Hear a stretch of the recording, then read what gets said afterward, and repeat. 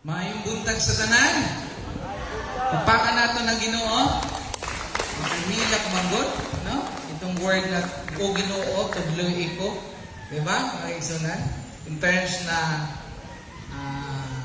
yung mga bagyo sa atong kinabuhi, mga sinati, but still God guide us to the Holy Spirit. Magapanindog kitang tanan para ambita nato ang pulong sa Ginoo karong buntaga. According sa Ephesians chapter 5, verse 2. Live a life filled with love, following the examples of Christ. He loved us and offered Himself as a sacrifice for us, and a pleasing aroma to God. Shall we pray? Heavenly gracious Father, thank you so much for your great love. Nga mao ini ang among ginabarugan karon. Mao ni ang pinakadakong value sa among kinabuhi. Ari kami tanan nagakatigom, nagahugpong kay may usa ka Ginoong Hesukristo naghatag kanunay sa among kinabuhi, gihatag nagantos sa cross. Alang ang tanan nga nagtuo, gihatagan og kinabuhi na walay katapusan. And right now, Lord, ginaumaw ka namo. Pinaagi sa pagpadungog sa imong mga pulong. Pinaagi sa mga sangyaw sa mga alawiton karon. And Lord, with tears of joy, na ikaw ang among Ginoo. Hinumdumi Ginoo ang among mga bisita karon. Sa ilang mga kasing-kasing, unsa man ang ilang gibati karon Ginoo. And Lord, nasayod kami na ang imong grasya magapabilin kanunay. In Jesus' name we pray. Amen. Amen. Kumusta ang tibuok nga simana? Sa mga ginikanan? First day of the class? Sa atong mga estudyante? So, we going back na mag-eskwela ang imong lingkod, mga kaigsunan. We're so excited na mag-eskwela kay kung sa nga na malipay nga butang, may arak ko nga allowance. Tama ba? Sa mga estudyante dire, may ara ko nga bago naman makita mi sang akong mga friends. O syempre makita ko ang akong mga professor. Mag-umani o dugay na. So panibagong journey sa kinabuhi. Even sa atong mga ginikanan karon na nagahila, mga ginikanan nagasakripisyo adlaw gabi sa ginatawag na paglaban sa mga trials sa kinabuhi. But still, it because of the value of love, nagapabiling kita na magpadayon sa pagsakripisyo para sa atong pamilya. Magpakpakan nato ang atong pamilya. Pagpakan nato ang buhi na Dios na mao ni ang author. Kung ngaman kay nagasakripisyo ikaw o ako, ngaman kitang tanan nagakahiusa karon sa pagdayaw, pagsangyaw sa pulong sa Ginoo. It because the great value of the amazing grace of God. In Ephesians chapter 5 verse 2, very simple siya pero bugat kaayo nga atong pamalandungan karon buntagan. Ngang sabi nila in the New Living Translations, live a life filled with love. Kaya ngaman, ang tanan, pinaagi sa gugma, masumbat. Tanawin mong katapat, it because of love. Malipay ta. It because of love, magkadaghan ta. Amen? Tanaw katapat. By the way, welcome sa ako karon, nagkita ko sa mga site karon, may bago kita ng mga bisita karon. Salamat sa Ginoo. Although di bisita ani na diri sa atong pundok sa si Sister Tere. Salamat kaayo sa iyang guwapong husband. Engineer Gabwas. Then sa atong may nakita pa karon nga murag someday we keep on praying si Brother Josephos. Tama bang pronunciation ko? Josephos o Josephos? Welcome sa imo ha. Pakpakan nato si mamaya, after this service, pwede nato abi-abiyon si Brother Josephus. Dili lang ini ang una at huling atong pagkikita. By the way, mga mag-practice na ko o Tagalog ngayon dahil next week may bago naman kita nga as a church planting dito doon sa Manila. So we hope na ang atong mga elders kamong tanan kung ayaw mo kay buong kay si Pastor mission naman mission trip sa Cavite City sa atong mga kaigsuunan dito sa Cavite ng mga atong tagaan sa pulong sa Ginoo na madasig sila ng mapabilin ang value sa gihatag sa Ginoo sa atong Ginoo. Then may ara man sa likod pa sa atong sinanay Marcosa, gagwa sa iyo Marcosa, ng nanay ni the brother Jasper. Ang sabi gani ni Brother Arman is waiting na. Ito mga nagdawat sa Ginoo na ato ana karon nagpahulay, mao na nga sila nagahuwat na lang sa pagbalik sa atong buhit na Dios. Pagpakan nato ang Ginoo. And then the great value, makita nato sa Ephesians chapter 5, nga kita gitawag sa Ginoo mautong in correlations dito sa atong Bible study, na importante kaayo nga gitawag ka sa Ginoo kay may ara tag buhaton. Sa buhaton nato, gihatagan kitang value, the greatest love sa Ginoo, namatay siya sa cross, o nabanhaw, o gitagaan kita sa eternal life. Then, ang purpose na ikaw gitawag sa Ginoo, to share the love of Christ. Siyempre, sa atong pamilya, sa atong silingan, sa atong mga trabaho, even sa atong mga schoolmates, sa mga estudyante karon, magapadayon kita bisag kalisod sa atong pag-eskwela, sa atong mga trabaho, but still, because of love, kaya ma-overcome nato ang mga fear, ang mga suffering.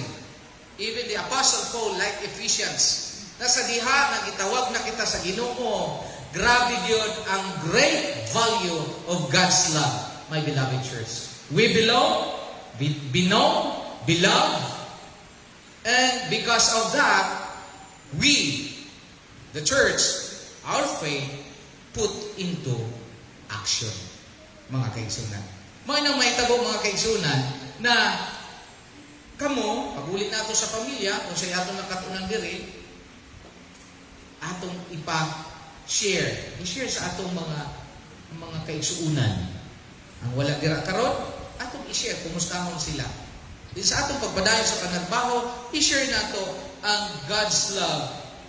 Put something na makita nila ang presensya sa Ginoo sa atong kinabuhi. That's why mga kaigsunan, number one thing na put into actions, salamat sa Ginoo, kay makita nato nga ikaw may pagtuo. Number one, you putting God first in your lives. Ang sabi diha, mga kaigsunan, when we put God first, everything else falls into their proper place. Ang sabi sa akong ginikanan, anak, magkaunsa man gani, adlaw sa pagdayig sa buhi natong Dios, adlaw sa Domingo, adto ta magtapok sa simbahan. Mao nang gipamana sa akong mahal na waiting naman siya, ang akong mama Esteves o Papa Luis, kaya mao nang pangalan ni Theo Luis, nga unang yun nila ang ginharian sa Diyos. What does it mean? We're passionate about God every day. In Acts chapter 20 verse 7, on the first day of the week, we gathered with the local believers to share in the Lord's Supper. Paul was preaching to them, and since he was leaving the next day, he kept talking until midnight. Matanong yun nato sa atong ugma naman, Martes, Miyerkules, Huwebes, Biyernes, Sabado, Domingo, pagbugtaw pa lang nato mga kaigsunan, ang una nato mahuna-huna, unsa kaayo ang gugma sa Ginoo sa atong Ginoo. Kay pag nakainlay kita sa gugma sa Ginoo, unsa man ang imong makit-an karon, ang imong perspektibo, bisag malisod kita sa atong mga buluhaton. But the love the presence of God, to put first in our lives, dili yun mapakyas. Kaya sabi diha, nagpakamatarong kita sa balaan sa atong Ginoo, ang Matthew 6:33, nang sabi diha, ang tanan igadugang ang imong kinahanglanan. Pagpakan nato ang buhi na Diyos. Congratulations sa atong mga kabataan nga karon na nag-graduate, may doktor na, may arang engineer, may maglain-lain na kurso, mga kaigsunan. But ang pinaka-importante, the great value sa atong mga success in a physical aspect, in professional sa atong kinabuhi, still, may great love kita sa atong buhi na Diyos. Kaya ang tanan na atong gibuhat, mauni gapamatuod, gi-honor nato ang atong buhi na Diyos. Second thing, mga kaigsunan, makita natong sa Psalms 139, nga gibalyo nato ang Ginoo nato. Our God is omnipotent. Omniscient, or all-powerful, all-present, all-knowing. In verse 1 sa 139, O Lord, you have examined my heart and know everything about me. Nga man kay number 1 siya sa atong kinabuhi, sa atong mga decision making, sa atong panarbaw, sa atong mga ginatawag na mga problema. Because, Lord, you have examined my heart and know everything about me. You know when I sit down or stand up, you know my thoughts. Alam dayon sa Ginoo ang atong ginahuna-huna. Even when I'm far away, you see me when I travel and when I rest at home. You know everything I do. Alam sa Ginoo ang atong pagabuhaton. Alam sa Ginoo na ikaw nasakitan. Alam sa Ginoo na ikaw nagaproblema. Ang sabi ni King David, wala akong masabi, Ginoo, grabe ang imong gugma. Grabe ang imong gahom sa akong kinabuhi. And you know what I'm going to say even before I see it. Sa diha nga di ko pa ginasulti sa imuha ang problema, alam na sa Ginoo. Wow, kanindot mga kaigsunan. So mark this message of God in Psalms 139 na God is powerful, God is all-present, God is all-knowing. Kaya mauna ang sabi sa Biblia, maunahon nato ang buhi natong Dios sa tanang butang sa atong kinabuhi. Ang tanan magapabilin o in order sa atong kinabuhi. You made me, sabi na, I can never escape from your spirit. I can never get away from your presence. You made all the delicate inner parts of my body knit together in my mother's womb. In 14. Thank you for making me so wonderfully complex. Salamat, Ginoo, kay gibuhat mong pinaka. The best. At tanawang imong katapat mga kaigsunan. Salamat sa Ginoo. Gibuhat kang wonderful, beautiful. Sa tayo mo mga kaigsunan, kay mauna ang gugma sa Ginoo sa atong kinabuhi. And your workmanship is marvelous. How will I know it, mga kaigsunan? Daghang pa mga pulong sa Biblia nagapamatuod na kinahanglan yun nato unahon ang atong buhi na Diyos. May ara dira nga background na ni kay human na ta Brad Tuan. Okay, second thing, put God first. Sige nga ni ang iyong kamot ingon na gani mga kaigsunan. Put God first in Psalms 139. Atong ikuam yun na sa kasing-kasing nato mga kaigsunan. Asa man ta mag-adto mga kaigsunan, saan man tayo pumunta, lagi natin tantanaan because God is powerful, God is omnipresent, and God is all-knowing. And second thing, sa diha na put God first, everything will follow. Do your best. Ang sabi diri, He loved us, offered Himself as a sacrifice for us. In Ephesians chapter 5. Kaya may great value kita sa diha sa Ginoo. Kaya nga man, He loved us and He offered Himself. Dili lang sabi sa Ginoo nga para i-save kita, ang kwarta dili sa tibuok kalibutan, akong tipunon, para ibayad sa sala. Dili sila ang gibuhat sa Ginoo. Hindi ganoon ang ginawa ng ating Panginoon. Kundi siya ay namatay para sa ating lahat. Kaya ikaw at ako, a precious child of God. Ayaw natong i-degrade. Even sa atong mga kaisunan, sa atong mga kabataan, pag sinabing mag-graduate ako, mag-graduate ka because a precious blood of Jesus in your heart. Sa imong panarbaho, maging malampuso ng atong panarbaho because the precious blood of Jesus in our lives. Gihuman na sa Ginoo. Amen? 2,000 years ago, mauni karon sa pagsimba nato, ginaalaala, gina-remember ang iyang unlimited nga love sa atong kinabuhi. Kaya nga na pang nag-speak kita, powerful. Mag-success ako, Ginoo, salamat. Makagraduate ako, Ginoo, salamat. Mauna ang akong past positibo. Kaya nga man, bisag magkalisod, nakahuman ako. It because of the power of the Holy Spirit sa Ginoo. Kaya iuna ko ang Ginoo. Sabado o Domingo, ato ako sa simbahan. Monday to Tuesday, Wednesday, Thursday, mag-eskwela sa mga nag-eskwela. Ayaw pagkating classes. Why? Givalue ka sa Ginoo. Imong panarbaho, i-dedicate sa Ginoo. Kaya nga man, everything will follow. Abundant blessing will follow. We pursue excellence because God deserves our best. Tama kay kinahanglan na mag-the best because the blood of Jesus in our lives. The holy, the most holy, the perfect. Wala na sabi sa Ginoo, ang imong sala, gi-forget na sa Ginoo. Ipanas na sa Ginoo. Sa diha, nagdawat kita sa Ginoo. Naghinulsol kita sa Ginoo.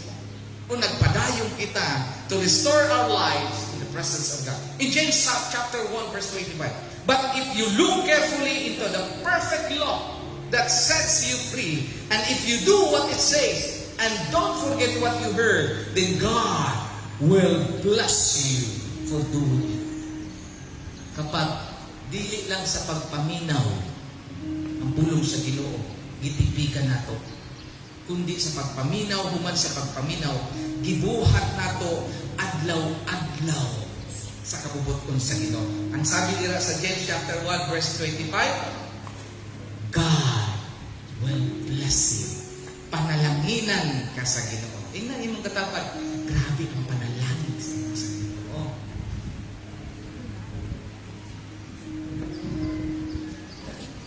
Amen? Paka na ito ang Ginoo. Ito nakaingon si King Solomon. Nakuha ko ng tanan. Ihatag sa ato sa buhi na Diyos. Din sabi niya, wala ako'y nakita na mga anak sa Ginoo nga pobre. What does it mean? Not only ang kapobrehon, not only the money. Inang ginatawag nato ng gugma na dili matugad sa mga kwarta. Inamaingon ang mga tao nga, bisag wala ka kwarta, no? Grabe yun ang imong kabuot. Grabe ang imong gugma. Dili masay, dili matugkad ang imong kaayo. Salamat niya anak. It because He lives the presence of God in our lives. The value, the great value. Kaya mga kaigsunan, inaawag ko kamo sa atong mga bisita. Ayaw tamtama ang grabe nga precious value sa atong kinabuhi sa presensya sa Ginoo. Ingnan imong katapat, namatay ang Ginoo para sa ako. Salamat kayo. Kaya nagapasalamat kita sa mga praise team karon. Pansinin ninyo itong atong mga praise team ngayon, mga men, na dati makasalanan, dati ginatawag na kakantahan dito sa I Did It My Way sa mga video okay. Pero karon gigamit nila dahil sa gugma sa Ginoo. Gigamit nila sa pag-alagad sa Ginoo. Pakpakan nato ang buhi na Dios. Ini man ang atong mga kababaihan karon makahila kita because of the inner in our heart. Nagugma ni. Nang sabi sa kanta ganina, Ginoo, tudloy ako. Every time na mayroong kitang question sa atong kinabuhi, every time din nasayon sa atong mga word, always trace back to the value of love of Jesus Christ on the cross. Kaya nga na every Sunday, ma-remind yun kita sa ayaw sa gusto ninyo. Bisag sutil kami sa itong unang mapanuan. Sabi sa akong ginikanan, magsimba ta. Pero pag simba na mo, ato dito sa kalasangan, mo sa Spider-Man, o gagamba. Maabot na lang mi dito sa simbahan, amin na. Pero, the Word, sa nagtubok na, nagtisok na sa among kasing-kasing, mananggugma sa Ginoo, nagbarog dira sa presensya sa Ginoo. O karon, nagapasalamat ako sa Ginoo, gigamit ako na daluyan sa iyang precious blood, the love sa Ginoo. Third thing, we are contributors, not a consumer. Ang sabi niya sa go therefore and make disciples. Be one, make one. We want to add value to the church and community through serving. Mao ni ang purpose. Ang atong mga giniganan, mga nanay, mga tatay, grabe yun ang pagtintan sa yawa. Ang atong mga anak, busy na kayo sa pagdula o email. Busy na giyon sa pag-games, imong suguon. Bisag mukhaon na lang, ayaw ng anay, may busog pa man mo. Pero kung wala ng anay, walang pagkaon sila pa busog mo. Pero it's because of the love na anak, kinahanglan mo magkaon. Kinahanglan mo anak. It's because of love. Kapamatunan na nila na tama, sakto ang atong ginikanan sa diha na ma-encounter nila ang mga kalisod sa kinabuhi. Kaya salamat, mayroong problema. It is a blessing for us na matulid, masakto ang atong direksyon dira sa value sa atong kinabuhi, sa atong buhi na Diyos. So do your best and make disciple, mga kaigsunan. Kaya mga kaigsunan, sa pag-uling ninyo, share the Word of God. Even sa atong message karon mga kaigsunan, live sa atong mga kaigsunan na sa ibang bansa, salamat kaayo sa pagpaabot ninyo sa ginatawag ng mga pulong to encourage each and everyone. Kay mauni ang tumong sa atong kinabuhi. Then we need, ang sabi dire, together, everyone achieves more. Teamwork. Coming together is the beginning. Keeping together is a progress. Working together is success. We, not me, we are not designed to do life alone. We are better together. Even sa pamilya natin, nindot gid mabaylan nila na sakto ang gibuhat sa Ginoo sa atong kinabuhi ug kita man nagatinarong dira sa presensya sa Ginoo na may kauban punong-puno sa gugma. Everything will be happy together. At na nimo katabad, I love you. Say, I love you. Say it. The powerful words. I love you. A powerful word man, I'm sorry. Inang nga duha nga butak, mga kaigsunan. Dili sa tanan kahigayonan, I love you. Kaya nakasala kita, mo nang gina-word nga, I'm sorry. Kaya ang sabi sa Ginoo, Ama, pasaylua sila, kay dilig sila, nasabot sa ilang giluha. Forgiveness. So we bring together, everyone achieve more and more of our teamwork to share the gospel, to preach in every aspect of the house, even there is sa pangdan, mao na mga kaigsunan, malipay mi kung nagaingon mo na invite pastor, mga elders, atong mga deacons, pwede ito mag-Bible study dito, pwede ito mag-prayer. Pastor, birthday na ako, pwede kong na mas nindot yun nga, paabot sa ilang pulong sa Ginoo, kay sa akong birthday, ang akong ginaumaw, ang goodness sa Ginoo sa akong kinabuhi. Salamat Ginoo, kay nagitahagan mo ako, nag-graduate ako Ginoo. Pastor, mga elders, ampo, isang yaman sa pulong sa Ginoo. Kay ining tanan, dili ni mahimo, kung walay gugma ang Ginoo sa atong kinabuhi. We share God's dignity, honor, and worth. We honor above, beside, and below. We decide to have a culture of honor for Jesus and others, regardless of status. Sa diha na may gugma kita sa Ginoo, ang atong permi ginatan-aw sa atong kasing-kasing sa atong mga mata. Unsa ang akong buhaton na maka-honor sa atubangan sa Ginoo. Inang ginabuhat ninyo karon, inang pag-smile ninyo, inang pag-ampo ninyo, inang yung pagtuo ninyo, karon pala nalipay ang Ginoo. Last but not the least, ang sabi rin, mga kaigsunan, mga bisita, anuman ang dumating, because the love of God, great value, keep going. Enjoy the journey. Amen? Sa atong mga senior citizen, bisa mo lang ang ipon. Sige, smile ka. Salamat sa Ginoo kay nagabot mig 60. Salamat sa Ginoo nagabot mig 70.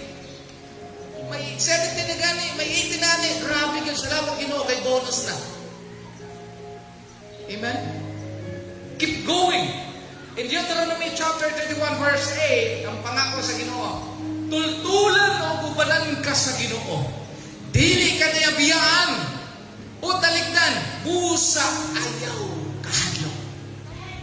Pagpaka na ito ang Ginoo. Grabe yun. Alam niyo, sa hamtang ginasaysay ko niya mga kaigsunan, ako murag mulutaw ba sa akong kulungbuan ba? Bisan alas 2 na, alas 3 na sa kabuntagon.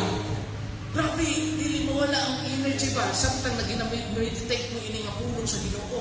Nga magay may kahandlok kita, nga magay mga problema kita. Because ang Ginoo nagpromisa na. Sa dihaman, dili pa natawo kita. Ang sabi sa Ginoo, dili ka niya biyaan, dili ka talikdan, busa, ayaw kahadlok. We choose joy in all areas of our lives. Amen. Ang nindot sinina inang maramdaman mo inang mag-uyab ang relationship, Ate Benz, tapos sa ilang journey. Mga bago pa lang kayo ng mga pakinas. Naranasan mo nato ng brother man, di ba? Yung mga inang bisag ingno nila nga ayaw dito at tudong kay dira sa sementeryo ba ya daghang mga irong dira tapos daghang pa dira mga mananaksak pero kung in love ka yun mo hanap ng yung diskarte ba ha? Di ba? Inang bisag ulan pa basta makita ko lang ang iyang di ba? Makita ko lang siya grabe mawala na yun ang kahadlong nako bisag ang imong ginikanan ba do ayaw na pag over the back ha kay gabi na si gabi ibiha kay gugma man. Amen? Mauna ang Ginoo sa atong kinabuhi. Bisan kung saan mo na to, dili na ito mabuklaan ang gugma sa Ginoo sa atong kinabuhi. Mauna nga rin namatay siya because ikaw dili mapahamak. Wala ka ba galing magatuo? Grabe na advance na rin mag-isip ang Ginoo. Wala ba galing kita magatuo? Nung nahayagan na kita sa pulong sa Ginoo, pero ang Ginoo namatay na para sa atong mga salamat. Great value na mga kaigsunan. Mga nagadasig kita sa pag-alagad sa Ginoo. Even si pastor, even asa mong ibutang mga kaigsunan. Sabi ko ganun, mauna yung sabi ko, keep going. Keep going. Keep going. Bisa ka nga itong mga tuwag medyo rayumaho na, sige lang, going lang. Kaya nga man, don't going back. Kaya lisod man na, pag going back, basi kong makuha ka. At sabi sa Ginoo, ara siya magapabilin sa iyo. Mga kaigsunan, magparog kita, atong i-appreciate yun ang gugma sa Ginoo. Thank you so much, Lord, sa great value ni mong ihatag. Utro ko, Ephesians chapter 5, verse 2, live a life filled with love. Puna ang gugma ikan sa Ginoo. And following the example of Christ, He loved us and offered Himself as a sacrifice for us. A pleasing aroma to God. Inang ginabuhat galing nato, gugma.